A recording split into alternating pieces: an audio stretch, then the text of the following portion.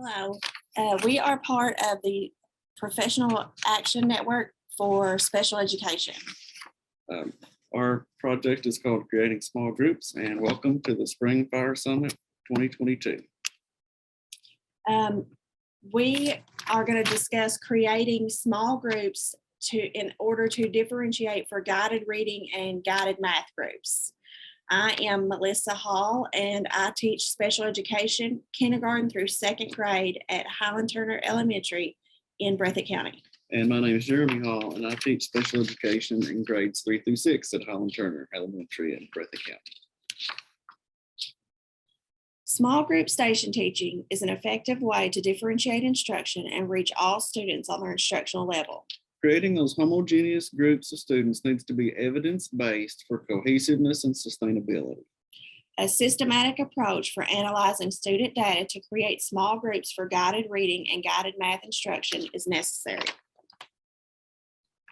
Students are assessed numerous ways through district screeners such as MAP or running records for reading. Basically, any assessment can be given to yield individualized results. It's gathering these test results and analyzing the data to create learning opportunities that can respond to intervention and apply to individual instructional levels that can be a problem of practice for some teachers. So that leads us to creating small groups. Step one would be to administer an individual reading screener and/or some type of math assessment. And then once you have administered the assessment, you need to analyze the data to determine each student's specific instructional level. Usually this means you're going to label them novice, apprentice, proficient, distinguished. Or if you're doing F&P levels or DIBELS, you know what level the students are at in reading. You know that the students are at an early literacy level or they're an emerging reader. You have the students, you have a good picture of where that student is at in reading or math. And then the next thing you want to do once you have that picture, you're going to compare that data to the other students within your classroom. This way you can see maybe which students are at the same instructional levels and would make a good group. Of course, you always want to cluster students into homogeneous groups for guided math and reading groups. It's important also to factor in outside influences like behavior, group sizes, and schedules.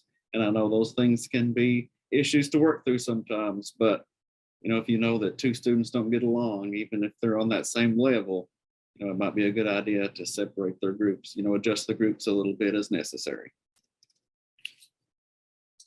Okay, so here is an example of the data that I got from a second grade class with only 15 students in it. We were lucky this year to have small class sizes. And they took the MAP test in winter. So I know it's kind of hard to see, but the first column, the black ink, is their RIT score, like the specific number that the test yielded for them. And then in the orange ink next to that is their percentile rank based upon their RIT score. And if you'll see, there's two black columns and two orange columns. Well, the first one's fall, and the second one's winter. And then on the very end there at the far right, in the purple ink, that is their benchmark category, like proficient, distinguished, novice, apprentice. So students were grouped based on, one way to group would be based on the benchmark assessment. There were 7 novice, there were 3 apprentice, there was 4 proficient, 1 distinguished. You could group some of those novice students together that have the same RIT band deficiencies. Maybe it's in foundational reading, maybe it's in literary, maybe it's in informational text. Maybe you also want to compare that MAP data to their F&P level data, and you say, okay, these students are scoring novice because they're not reading on grade level, and we need to do some guided reading activities with them to try to boost their fluency. All right, and this is the example of their math MAP data. And it's basically, it's the same thing. The black ink is their RIT score, and then the orange ink is their percentile, and then their benchmark category is the purple ink. And you'll notice that that's for the fall and the winter as well.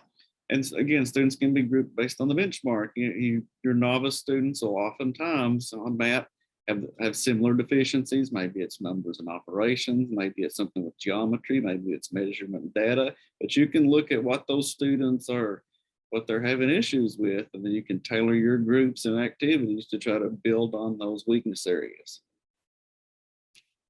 Okay, now, once you have all that data together, that's when you need to create your groups and factor in your scheduling and how many paraprofessionals, professionals, teachers, co-teachers, however many people you're going to have that will be able to take a group at that time. You're going to factor all of that in and create the schedule in the small groups. For this class, like we had, one group had, I think, 3 apprentice and 2 novice. Well, I could take, the 3, well, there was like 8 apprentices or something. And so I took some of the lower end apprentices and the higher end novices and made them a group together.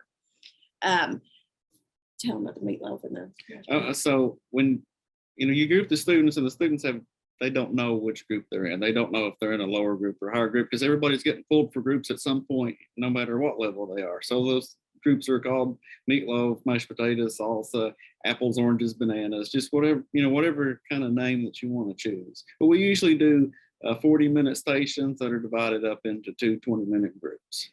That's what has worked for us this year.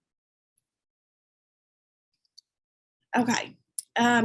Sometimes there is only a teacher in the room during your guided groups time or your small group time. And sometimes usually at our school, you definitely get a teacher and a co-teacher. One of us were the co-teachers. And we like to use Jan Richardson. She is a good one for some resources and materials to do guided reading or guided math. There's also leveled literacy intervention. That's another good resource. You can use anything like from your classroom curriculum that the students that you need to differentiate and maybe reinforce some concepts. Those are good for guided groups. That, like she said, with the Jan Richardson, that's typically the model that we use for guided reading. We have our students grouped based on F&P levels, math levels, etc. That kind of gives us our basis for instruction during that time. Obviously, when you have small groups, you're going to have some kids that have to be working independently. Try to tailor that to meet your needs. If there's programs that you use at your school, like you have Reading Plus, Lexia, Dreambox, Alex Math requirements, let those students work on that during some of the time. Maybe you have some of your daily fluency activities that students can work on. Be creative and come up with some activities that not are just filling time, but are meaningful things that you were going to do.